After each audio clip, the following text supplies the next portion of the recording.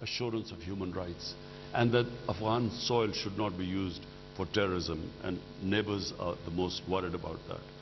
So that's where it lies. So does that mean that you will recognize them if they agree those 3 points? We will collectively take a decision. So Pakistan itself will not decide on its own? No, exactly. We think that all the neighbors will get together and we will see how they progress, and then whether to recognize them or not will be a collective decision. And the fact is that Taliban aren't really going to have an inclusive government, are they? I mean, they haven't even got the non-Taliban people who've helped them into power. They've been excluded so far. So far, they haven't. They haven't got an inclusive government, as we hoped they would. But then they say that this is just a transition. I'm trying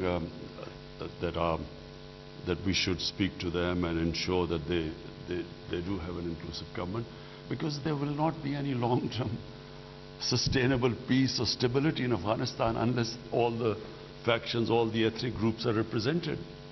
But I mean, there's something more important than anything to the Taliban government, and that's the kind of purity of their religious ideology. I mean, they're never going to allow women to go to schools or anything like that, are they? Because it cuts across their whole notion of what a society should be. I think they will allow women to go to schools. They will allow that. As far as we know, they were showed us. So they're doing it, they say they're doing it in phases. But that remains to be seen. Look, John, what they do from now onwards, we can only hope to sort of persuade them and encourage them and incentivize them in that direction. But, you know, sitting today, what happens, where they will go, I'm afraid, I don't know. But this is a really good opportunity for you now to say you condemn the excesses of the Taliban, and that you feel that by, for instance, preventing women from getting a decent education once again, they're taking the wrong direction. Would you like to say that to us now? John, absolutely.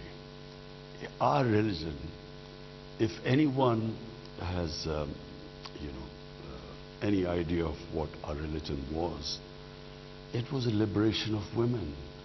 And so whenever the idea that women should not get educated is just not Islamic. It might have been some rural culture in Afghanistan, but it is nothing to do with religion. And can I say what the Taliban, the statements they have made since they've assumed power, I mean, it's very encouraging. They have said they will have an inclusive government. They have said they'll women can work, can have education. They will give amnesty to everyone. The soil won't be used for terrorism by anyone.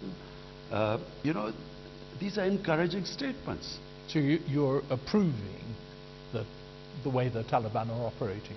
No, I'm approving of what they have said. What happens now, I'm afraid, John, I can't say what happens now. In fact, no one can tell where Afghanistan goes from here. But what we hope and pray, that finally after 40 years, the people of Afghanistan will have peace and stability. So when you see what's happening in Afghanistan, you must be pretty disgusted, actually, with the way that the Taliban are behaving.